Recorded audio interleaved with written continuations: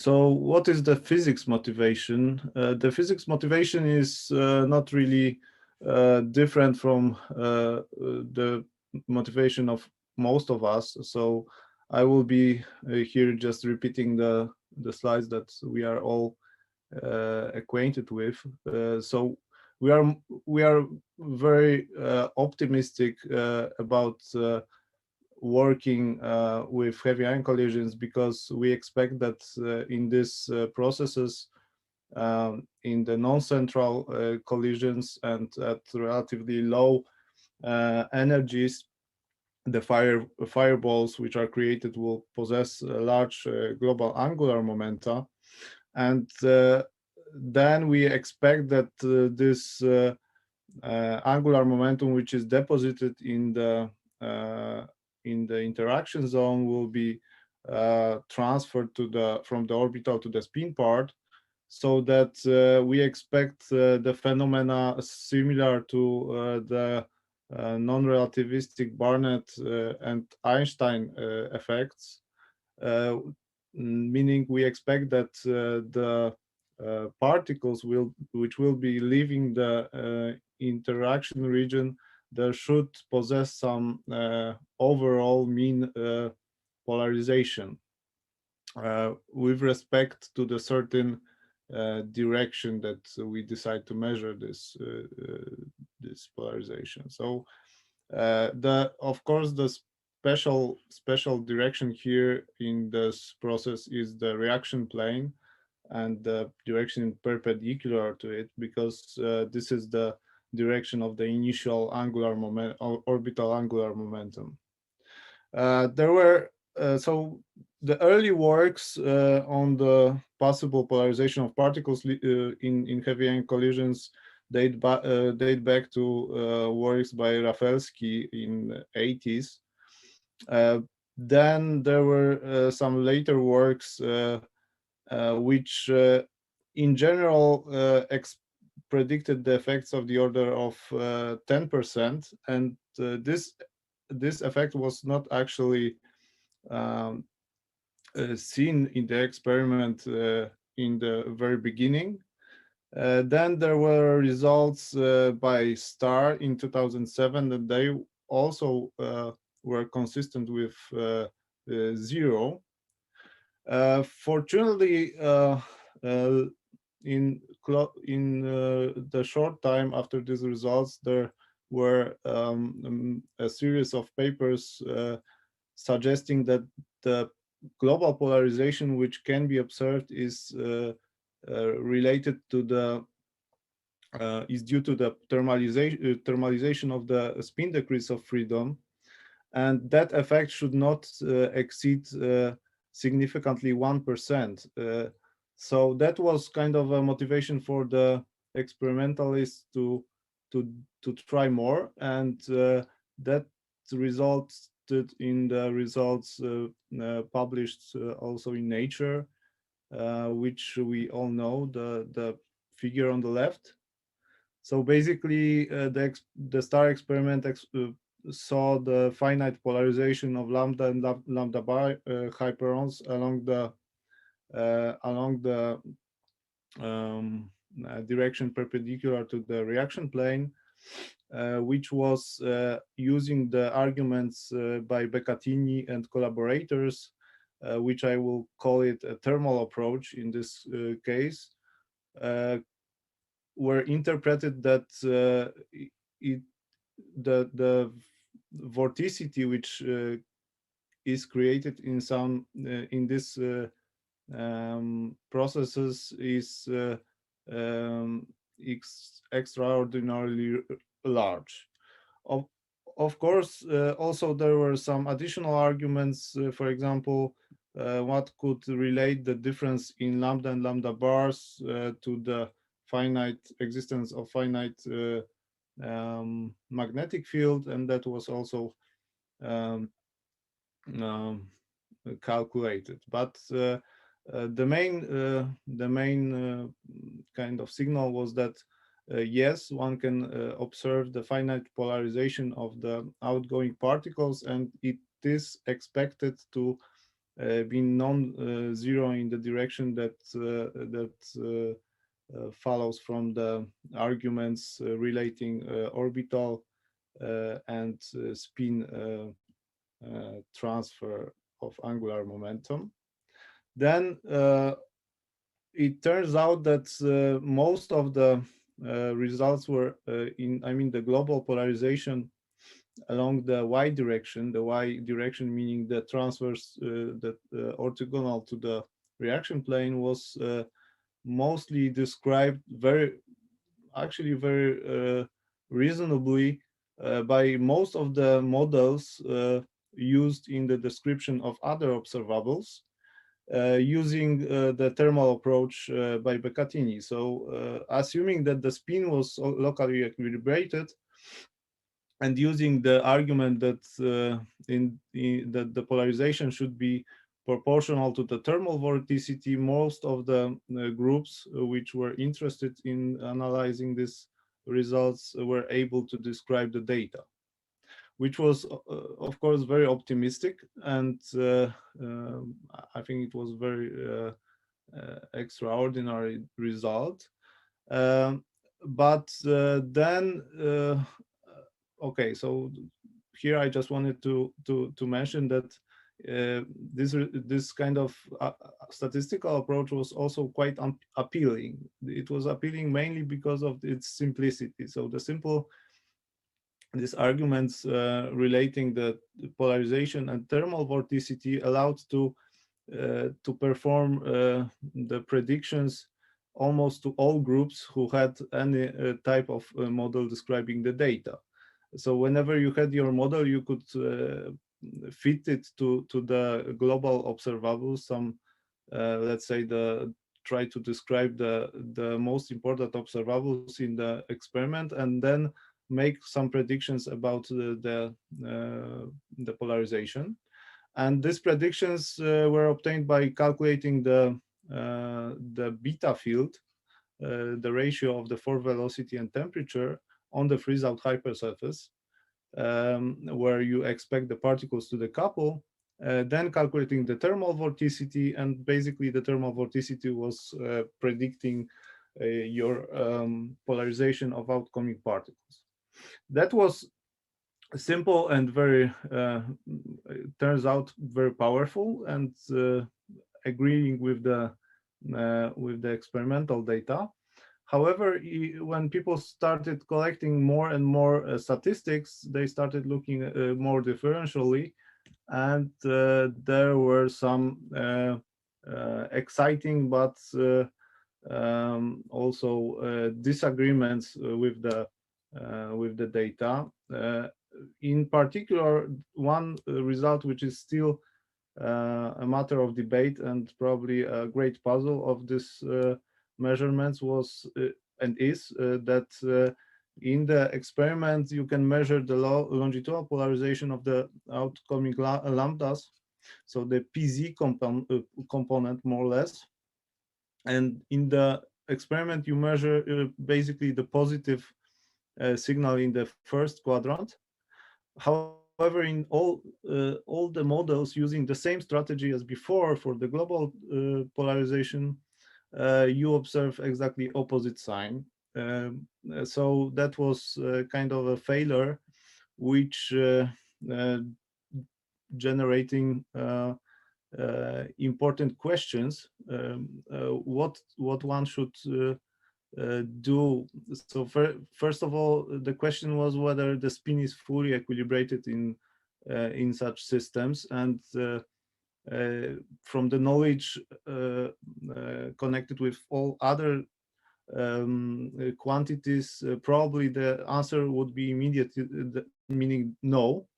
However, so then the question is what is this extension, possible extension, non-equilibrium extension of this approach by the thermal model of spin.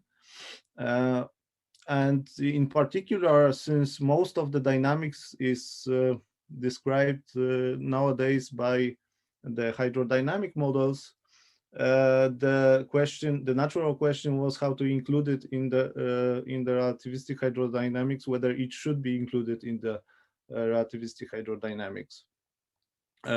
In particular, the question is very non-trivial, because the quantum, the polarization is itself quantum observable, and that's the relativistic hydrodynamics is itself kind of a coarse graining procedure, which means that you would have to think about some scale that at which you perform this coarse graining. So of course, the perfect fluid hydrodynamics is, in general, in simple words, local definition of local equilibrium plus the conservation laws. And if you have spin, of course, the natural way is to include the angular momentum to extend this conservation laws for the angular momentum. And if this is so, you should also extend your set of hydrodynamic variables to the new ones connected with this conservation laws. So starting with the general considerations, which I will be going through it quite quickly because it was already reviewed by some of the speakers before. Starting with the Netter theorem, you see that for each continuous symmetry of the action, you would expect a corresponding conserved current. These are the so-called canonical currents. And so we basically arrive at the conservation laws for charge, energy, momentum. These are the usual ones that we deal with when doing hydro. However, for now that we are interested in heavy-ion collisions with spin, we would like to also extend it for the total angular momentum conservation. And in particular, if you have the total angular momentum current, you can express it in terms of orbital and spin parts. And then you will see that, which is quite an interesting, simple but interesting finding, that actually the non-conservation of your spin tensor will be always connected with the anti-symmetry of your energy momentum tensor. In particular, if you have the canonical one, which is not symmetric, and so which is also well known, will mean that your canonical spin tensor is not conserved. On the opposite side, if you have the usual energy momentum tensor that we are used to deal with in standard hydro, which is symmetric one, you would expect that this spin tensor should be conserved. Now, the problem with the inclusion of angular momentum conservation is strictly connected with the problem of localization of energy and spin densities, and the so-called pseudo-gauge transformations, which are kind of long known in the field, meaning that you can always define a new set of the energy momentum and spin currents by gauging it with the so-called superpotential, which is very general up to the symmetry of the indices. This is the most possible general quantity that you can, this phi tensor, which you can imagine. So in particular, this pseudo-gauge transformation preserves the total charges, and it also keeps the conservation laws unchanged. So, but however, if you look at densities, so energy momentum tensor and spin tensor are not uniquely defined by using this freedom. In particular, if you look into the literature, the most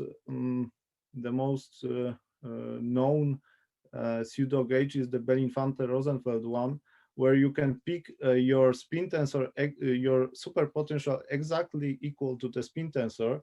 And in this way, you can gauge out the spin tensor completely and somehow shift all the effects to the energy momentum tensor. Um, the symmetrized one is exactly the Hilbert T mu, which enters gravity. However, I will stay away from the debate whether this is something that we should really consider in our uh, considerations. Uh, However, if you look into the literature, the spin tensor exists, and it's commonly used in the field of connected with the studies of the spin proton, for instance. So taking into account this assumption of this freedom here, and also the fact that the spin tensor should somehow be connected with the polarization in our framework, we assume that it will be a crucial quantity for our analysis. Now, the other problem is the local equilibrium density operator, meaning you can use the Zubarev approach in particular, which was worked out in 60s. Nowadays, it was again analyzed by Francesco and collaborators. In this approach, you can find your local equilibrium statistical operator in such a way that you maximize your entropy with the certain constraints, meaning that the densities on the certain hypersurface are somehow given. So in this way, you get the certain set of constraints connected in particular with the current and energy momentum tensor. However, if you extend it to the angular momentum conservation, you also get additional conditions, which in the case of in the particular case of Belinfante pseudo-gauge gives a redundant condition, in the sense that one can get the previous conditions for energy momentum tensor,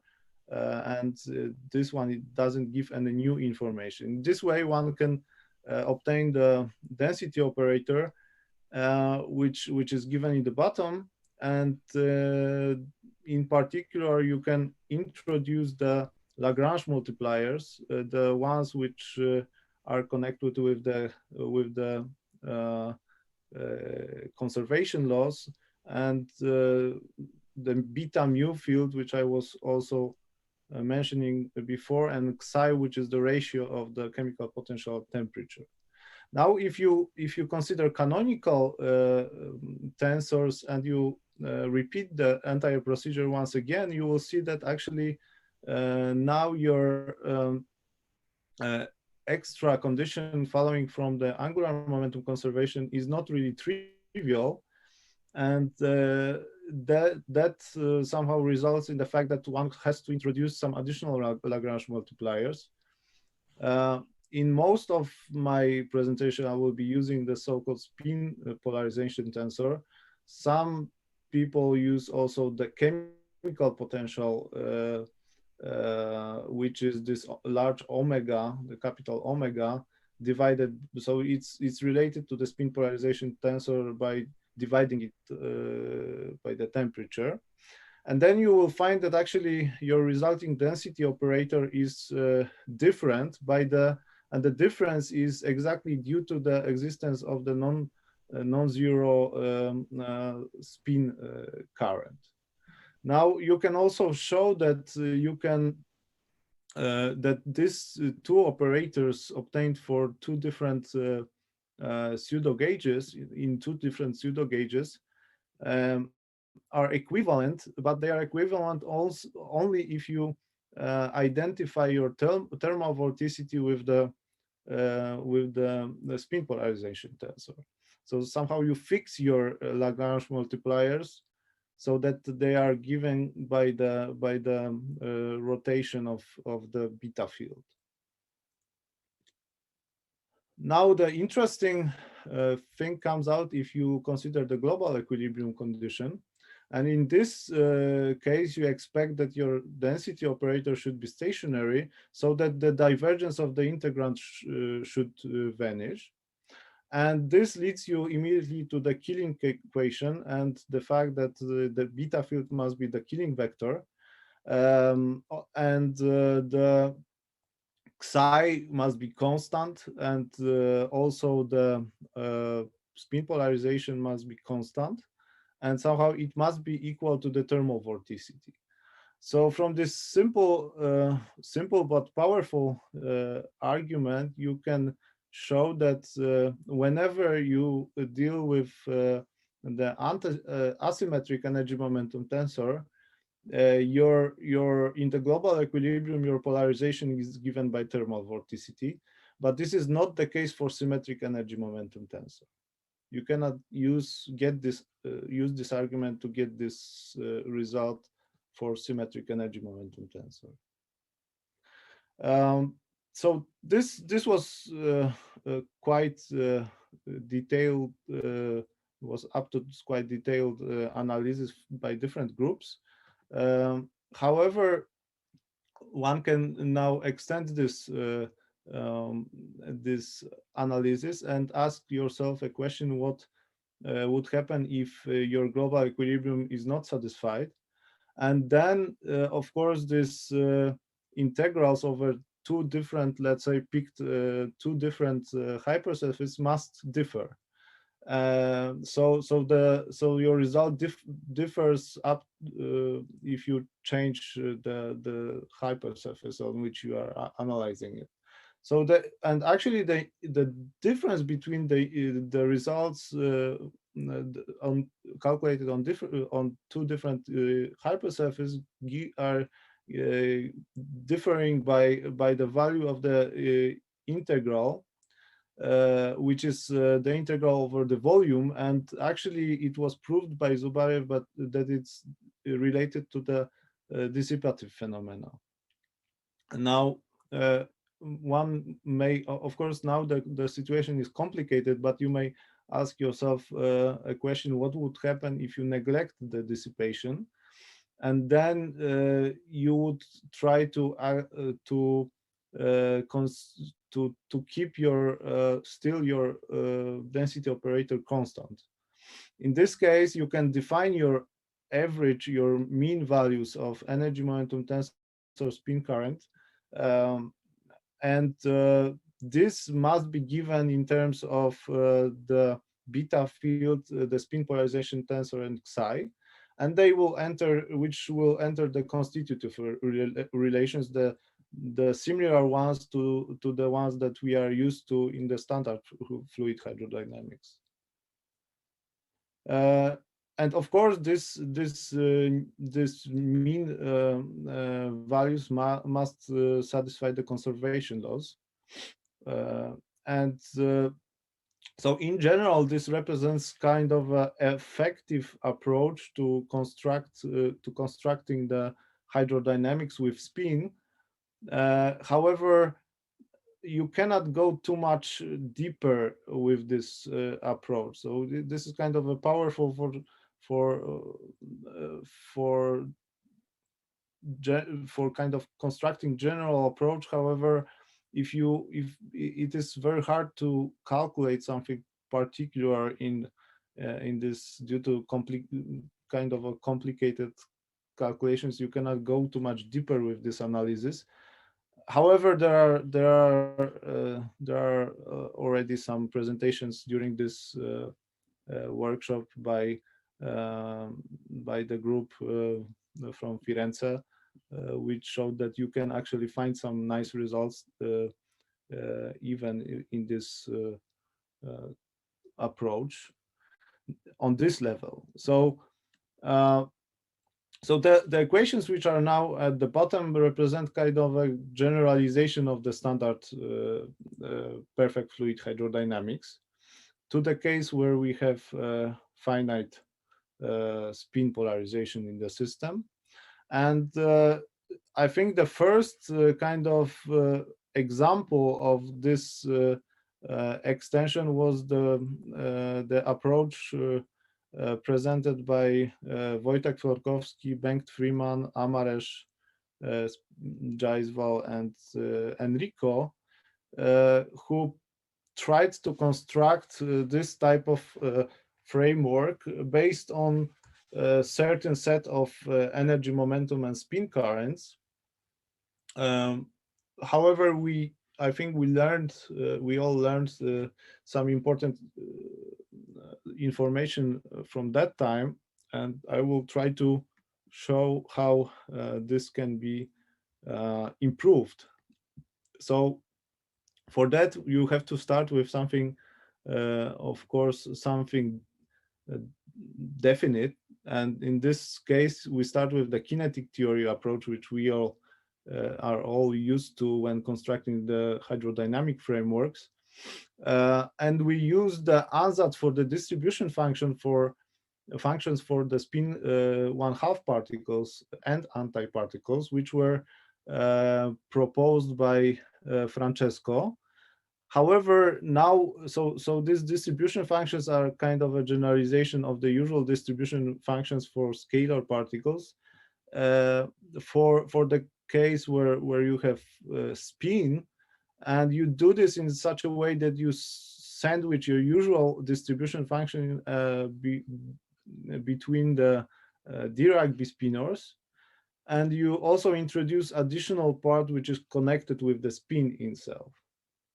Now we also make a kind of extension here, because in the original works this was done based on the Fermi-Dirac forms of the distributions, and also for the spin polarization which was fixed to the thermal vorticity. But now we want to, according to the previous findings regarding so we now want to kind of release this assumption and treat omega, our spin polarization tensor, as a kind of independent hydrodynamic quantity, which will be fixed by the conservation laws. Now, we also introduced the spin polarization tensor, and it is actually useful to introduce it, because you can also relate it to the quantities which are used to in electrodynamics. For example, you can parameterize your polarization tensor using the similar decomposition as you use in the for the Faraday tensor in electrodynamics. And in particular, because I don't have too much time for discussing all the details here. However, since we want to limit ourselves to heavy ion collision phenomenology, we'll always consider the case where the polarization is small in our system. And in this case, you can actually expand the exponential in this formula, so that the matrices m plus minus will now take this linear form in spin polarization tensor. And now, having the distribution functions, you can calculate, for example, the you can use them to construct the Wigner functions, the equilibrium Wigner functions, and this can be constructed using the framework by de Groot, who in which the equilibrium Wigner functions will be given exactly by the formula given here. And the interesting thing is that if you plug in, of course, you can plug it here, and then you can get the formula which is given in the bottom. But interesting thing here is that actually you can easily notice that since you have the delta functions in these expressions, somehow this is not a fully quantum result for the equilibrium Wigner function, the most uh, general one that one can imagine, because this means that in particular in this case you put your particles on the mass shell. However, uh, nevertheless, you can use these expressions to construct your hydrodynamics, at least in the leading order in H bar. So although they don't provide us full knowledge about the equilibrium functions, distribution functions, we can still use them to construct the hydrodynamics with extending it to the case where you have spin in the system. Now, the typical methodology when dealing with the Wigner function is to use the Clifford algebra expansion, so that you expand your Wigner function in terms of 16 independent generators of the Clifford algebra, where your coefficients are real. And now you analyze your problem in terms of these coefficients instead of keeping the whole complication in the full equilibrium Wigner function. Now, this method was used by many groups. I will not go into details here. However, you can so the particular in particular the components, these coefficients of your Clifford algebra expansion can be calculated by tracing your Wigner function with different generators, and then we actually can find the exact formulas for the equilibrium expressions using the distribution functions a la Beccatini. Now, in general, your Wigner function should satisfy the kinetic equation of this form, where on the right-hand side you have the collisional kernel, and on the left-hand side you have actually the operator which mixes different orders in H bar in such a way that somehow the expansion in H bar can be connected with expansion in the gradients. And also somehow it gives it allows to analyze this equation in terms of real and imaginary part of this equation. So now we assume that let's assume that in the local or global equilibrium, whatever we consider, the right-hand side of this equation will vanish. This is something which you expect, or although it should be proven that actually the right-hand side vanishes. But if we assume that, then by doing the semi-classical expansion of your coefficient functions, you can find some interesting information from your kinetic equation for the Wigner function. In particular, if you look at the leading order in H bar, you will find that the scalar and axial vector components are the only independent coefficients, provided that the axial component is orthogonal to the momentum. So that from these two components, you can calculate all the others, including pseudoscalar, vector, and tensorial parts. Unfortunately, the zeroth order in H bar doesn't allow us to determine the dynamics of the scalar and axial vector components. You have to go to the next two leading order in H bar, and then you will find that actually the dynamics of these components is given by the following kinetic equations, which are very similar to what we are used to, very similar to the usual Boltzmann equation, and so they are kind of a similar and familiar to us when dealing with the usual hydrodynamics without spin. And this will be actually very useful for later analysis. Also, there are certain relations imposed by the kinetic equations itself for the components of the Wigner function, but it is true that only that these relations are only due to the general properties of the Wigner function and not particularly sensitive to the particular distribution functions that we use to for the analysis. Now, we also find interesting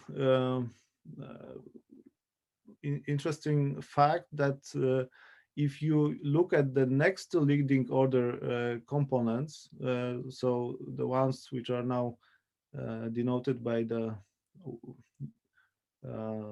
number one in the brackets, you will see that actually they get the non-trivial corrections from the zeros order, the leading order component. So somehow this is the effect which follows from the kinetic equation itself, which if you look at this operator, it mixes different orders in H bar. Now, if you again come back to the question, what happens in the global equilibrium, since your scalar and axial vector components are given by the psi, omega, and beta, you can easily show that actually they are exactly fulfilled if your beta field is a Killing vector, and the other two parameters are constant. However, in this case, you cannot constrain your thermal vorticity to be equal to the polarization tensor, and this is something which is consistent and can be understood because as I will show later, the energy momentum tensor which is here is actually the symmetric one, the one which you can obtain from this equations. Now, in the local equilibrium, one cannot expect that these equations will be satisfied exactly. However, you can assume, as you do usually in the standard spinless analysis of the kinetic theory, when you want to derive the hydrodynamic equations, you assume that certain moments in the momentum space are satisfied, and this will give the conservation laws which will constrain the dynamics of the thermodynamic parameters, in hydrodynamic parameters in these equations. The interesting thing is that if you go through these calculations, you will find that actually the moments of the equations on the top exactly match the, so you can find the certain moments of these equations on the top, the kinetic equations, which the result will exactly match the definitions given in the book by de Groot,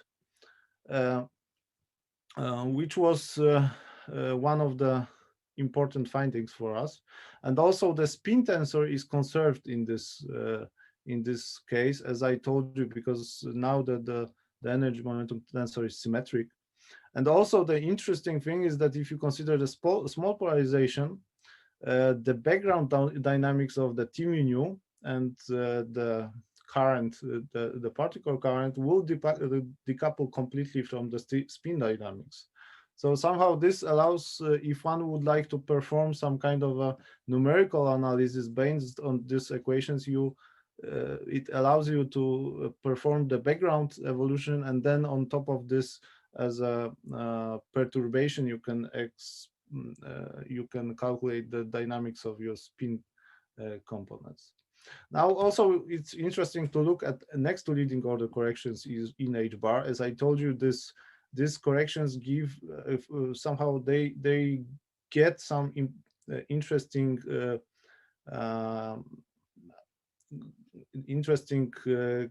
corrections from the leading order components. And if you look at now at different definitions of your energy momentum tensor, you will find that these corrections doesn't matter at all. They're irrelevant for the energy momentum tensor of the GLW form, so the Groth one.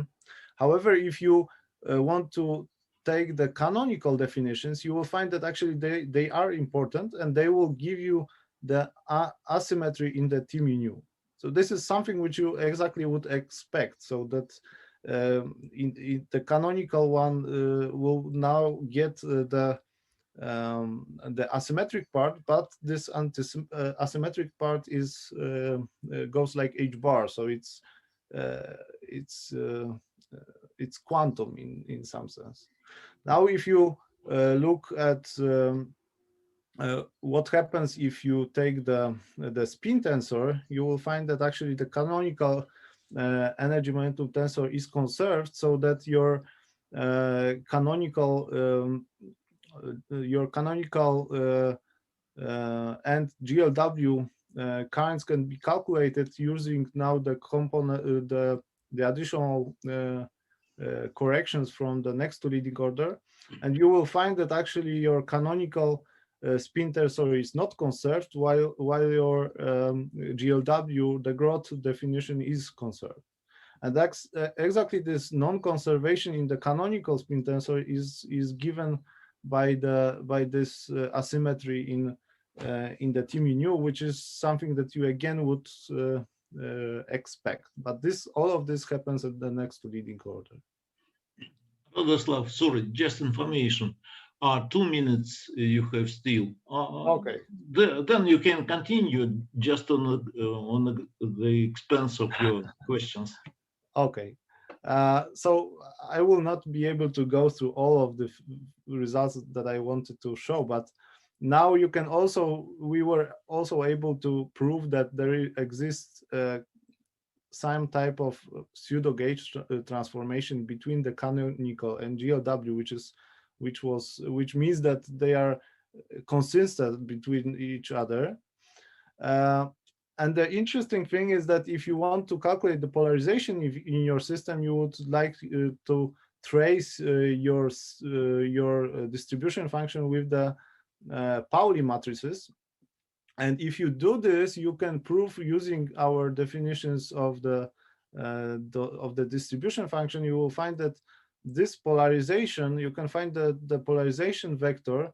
The average polarization per particle is given by the polarization vector, but the polarization vector is given by the kind of magnetic component of your spin polarization tensor, which would be considered in the canonical rest frame of the particle. If you do the analysis starting with the Paull-Lubański vector, you will find that actually and introduce kind of a phase space density according to the works by Francesco, you will find that actually, so the first interesting result is that actually your spin part only contributes in the calculation of the mean polarization vector. But so it will drop because you have this Levi-Civita tensor, which and 1 power of the momenta on the right hand side. So whatever this canonical, whether canonical or GLW versions of the spin tensors you use, you will actually arrive at the same result for the mean polarization vector. But the interesting thing happens if you go to if you canonically boost it to the particle rest frame, you will find that actually the spatial part of your mean polarization vector is given exactly by the same result if you use this tracing with the Pauli matrices. So this is kind of a consistent result. If you start with relativistic spin density matrices and you calculate Wigner functions, then you get your T mu and spin current. You can calculate your Paull-Lubański vector and then transform to the particle rest frame. You will get exactly the same result as you would expect getting directly by tracing your distribution functions with the with the Pauli matrices. And this is some kind of a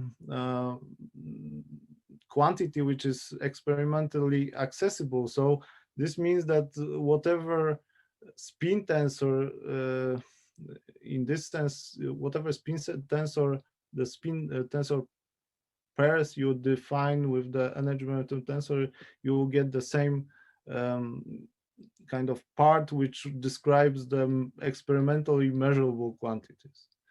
Now, I will not have time to describe the classical treatment of spin, but as it was already mentioned quite in detail by talk by Avdesh, you can also define the classical version of your spin hydrodynamics, starting with the internal angular momentum tensor, which was already introduced by works in the works by Mattison and others.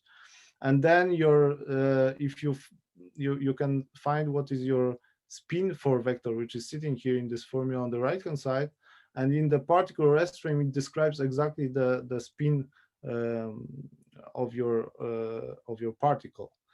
Now I would just maybe skip all of this and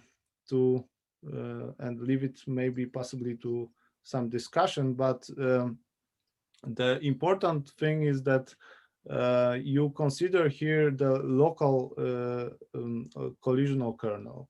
And there were some recent works by the group in Frankfurt which somehow extended this analysis to the non-local interactions. And but this I just refer to the works, to the talks by Enrico and Nora, who will talk soon. Now you can, according to this to these arguments of locality, you can introduce additional part in your distribution function now to extend your distribution function to the case where you have additional spin degree of freedom, and then you have to also introduce the covariant measure and the normalization, which in such a way that you reproduce the spinless case as a special one. And then you can also define the conserved currents in the similar way as it is in the spinless case by introducing the measure, the extended measure to the spin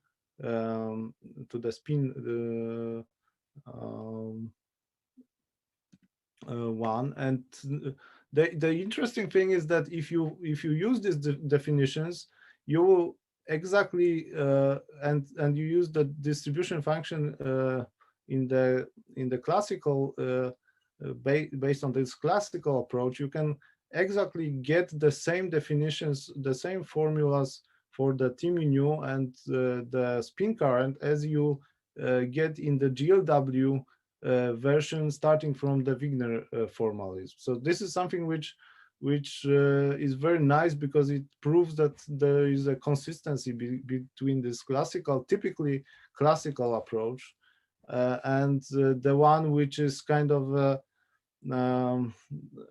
taking classical limit of the quantum kinetic equation. So this is something which is very nice, and but this is happening only for small values of polarization in your system. If your polarization is large, then you need to extend this formalism to the case where your system is anisotropic and so on. So this here I just can refer to the talk by Avdesh last week. I will skip maybe this, but to summarize this second part, I want to somehow stress that if you start with relativistic spin density matrices and you go through this all Wigner function analysis, you get the kinetic equations, as I told you, and then you expect that only moments will be satisfied by taking some kind of proper integrals over the momentum space of these kinetic equations. You will arrive with the hydrodynamic equations, And these hydrodynamic equations are exactly the ones which you can get from the classical approach to spin by extending your distribution function. In the case where your polarization is small. If your polarization is large, then you will have to extend it to the anisotropic phenomena. So I didn't have time to discuss all of the other interesting approaches. In particular, there is Lagrangian formulation, which will be discussed by Giorgio this week. There is a problem of whether we can somehow pin down some spin pseudo-gauge independence when doing the extension to the torsion. Then there are works based on the entropy current analysis, and I think one of the interesting results which are related to things which we did, that is the extension of this spin hydrodynamics to the case where you have non-local collisional kernels. So I think that's all what I wanted to tell. To summarize, what I want to stress is somehow from all our studies, meaning based on the Wigner function analysis, as well as from the classical approach, we were able to show that the forms defined by de Groot are the ones which are coming out without making some of the additional assumptions. So this is something which proves the consistency between classical and quantum approach, at least in the leading order. And of course, based on the experimental data, we see that there is a large challenge for the theory. And in particular, since we have additional at least 6, I think, well, a maximum we have 6 additional equations to include if we want to extend the hydrodynamics to the case of spin.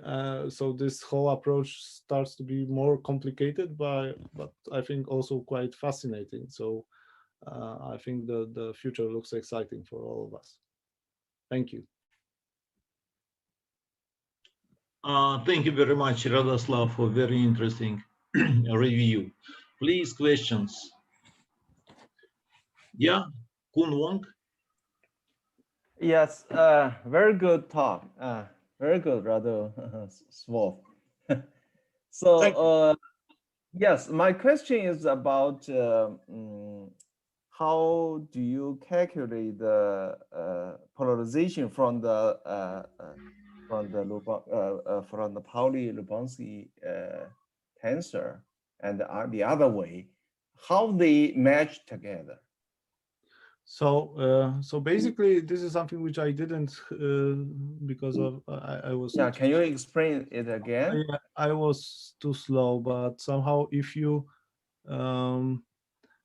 come back here, you can take your distribution function, right, and you would expect that your polarization will be exactly obtained by tracing your distribution with as it's here.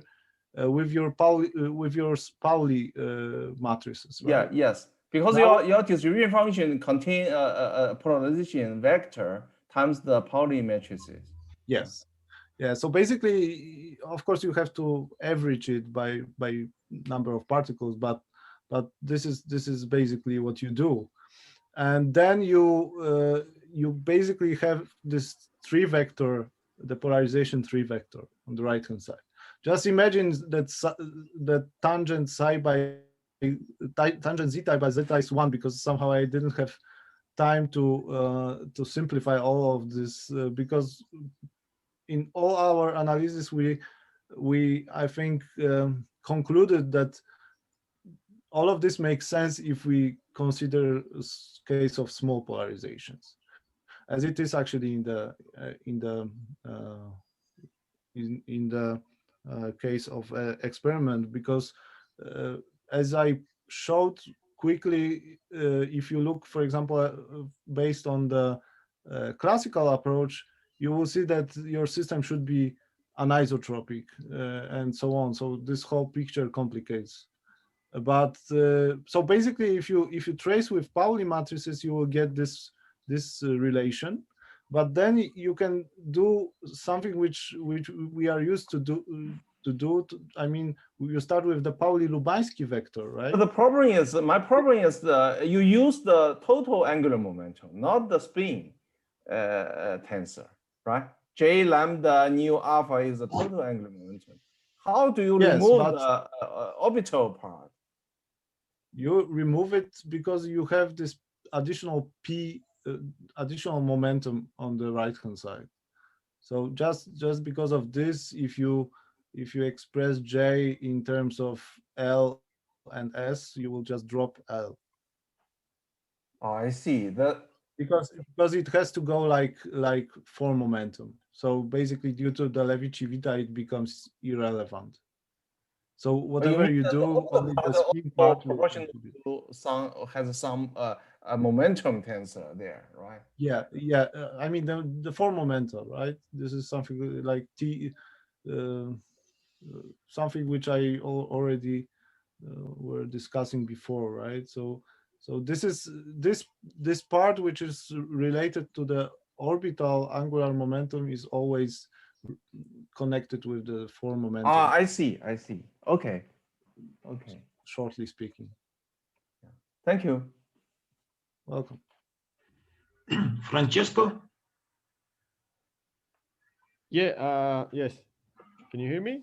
Yeah.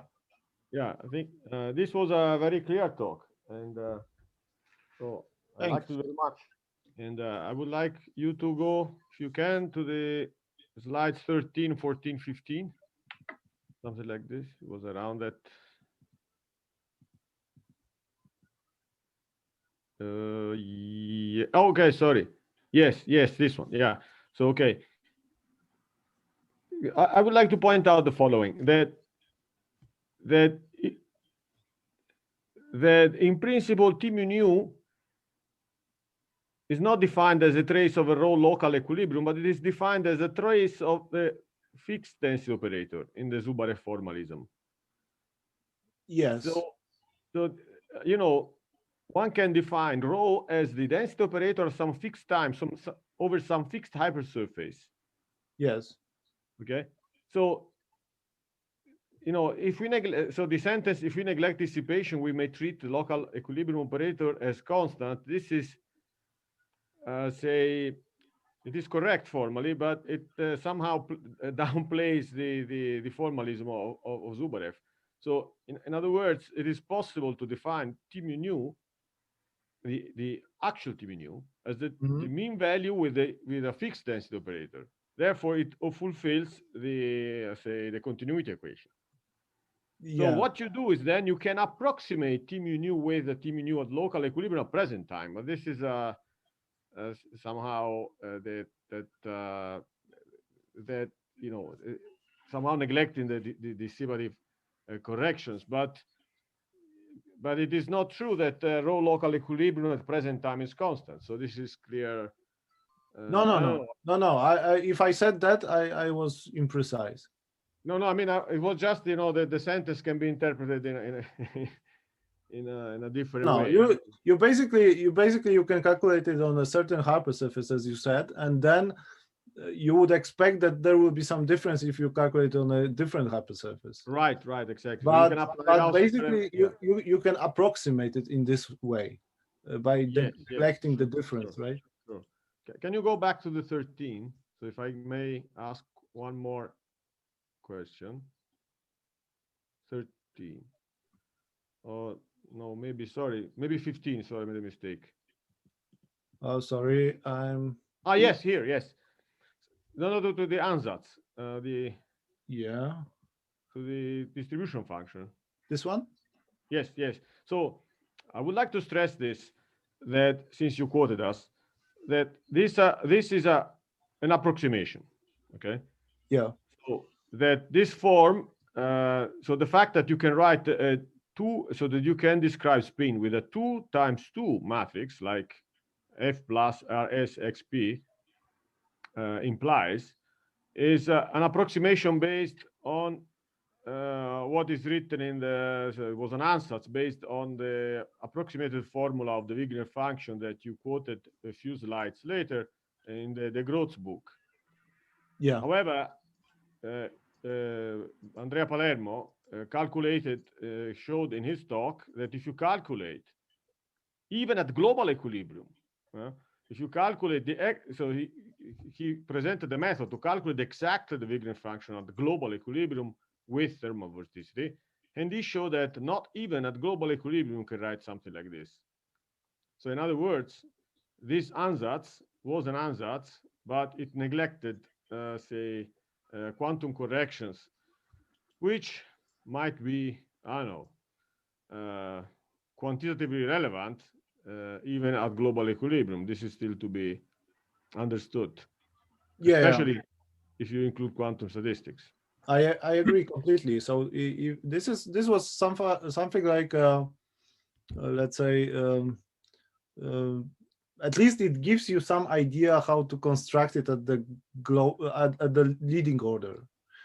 Right. I would say that if you go to the next to leading order, you have to really be careful what you want to conclude from this.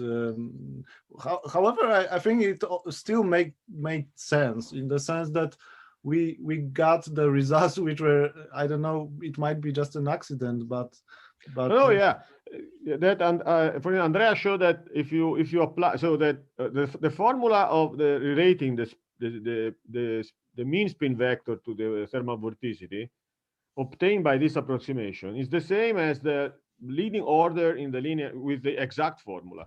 So okay, very good. So it is useful. So it was a useful ansatz, of course, but now we know that that it cannot be exact. In other words, yes. Yeah, so I can just agree with you. Yeah. Although I think it's really non-trivial result. I mean, in the sense that we start with something which is completely in this classical approach, right? We start with with something which is completely classical, and at the leading order it agrees with this ansatz. So we know that this formula must be correct in the Boltzmann limit. Yeah. This we know. Of course, the question which was raised, I think, yesterday by you, Francesco, is whether if you consider something like QCD, you can really consider any collisional limit, but but then you are basically limited to the analysis like Zubariev, right? And all these complicated calculations which are also quite limited, which you perform with Andrea and Matteo, right?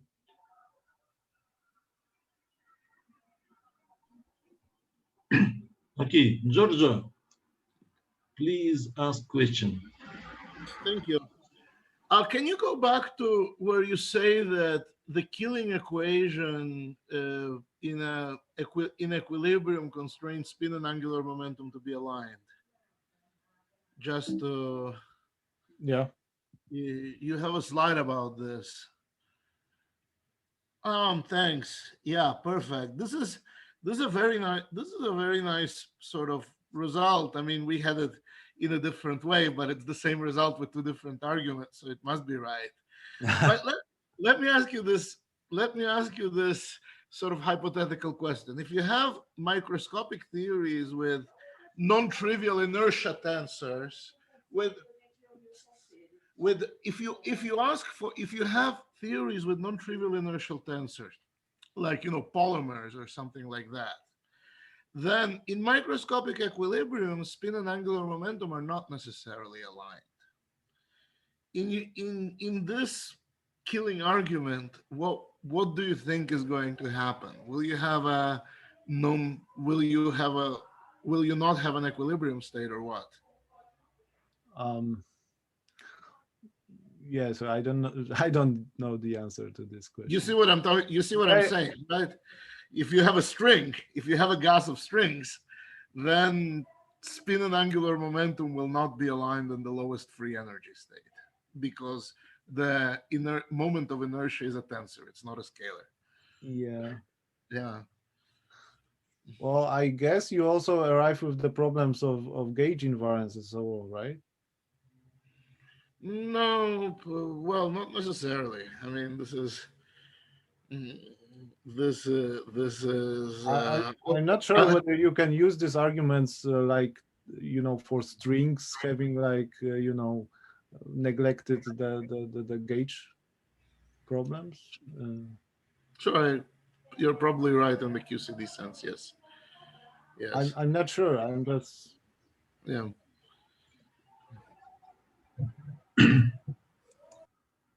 Oleg, please, very short question.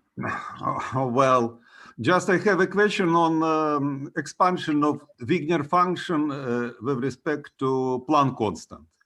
And this is done just with respect to dependence on average coordinate, right? X, and this is by construction. Yeah. Is it physically motivated, and isn't it possible to do vice versa, to perform the Fourier transform with respect to average coordinate and consider the expansion in Planck constant with respect to relative coordinate? Oh, I don't know. But is it physical? I understand that typically Fourier transform is performed with respect to relative coordinate, right? But this is not necessary, right? So it's possible to. Yeah, this is a conventional mixed representation of the Wigner function. Exactly, but it's possible to something. I don't know if somebody tried.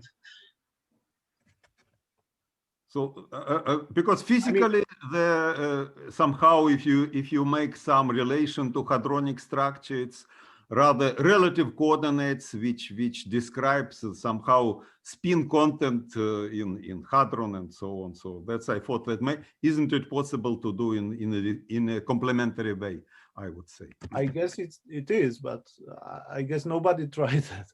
Yeah. Okay. Okay, once again, thank you very much, Radoslaw. Thanks.